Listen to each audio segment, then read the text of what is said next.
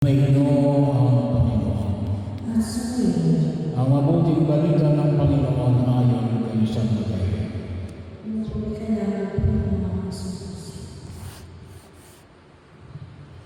Noong panahon yung dumating si Jesus sa lupain ng Cesarea ng Pilipos, tinanong niya ang tao ayon sa mga tao at sumagot sila.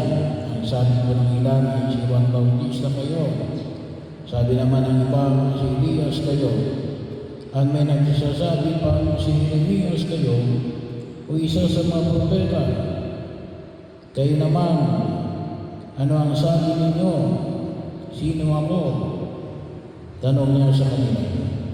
Sumagot si Simon Pedro, kayo po ang Kristo, ang anak ng Diyos na buhay. Sinabi sa kanya na Jesus, mapalad ka Simon na anak ng Jonas, sapagkat ang katotohanan ito hindi nangyayari sa iyo, nang sino mang tao uli ng aking Amang nasa langit. At sinasabi ko naman sa iyo, ikaw ay Pedro, at sa ibabaw ng batong ito ay tatayo ko ang aking simbahan. At hindi mapapanalin sa kanya kahit ang kapangyarihan ng kamatayan.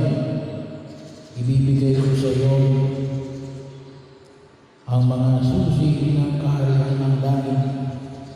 Ang ipagbawal mo sa lupa ay ipagbabawal sa langit, at ang ipaitulad mo sa lupa ay ipaitulad sa langit.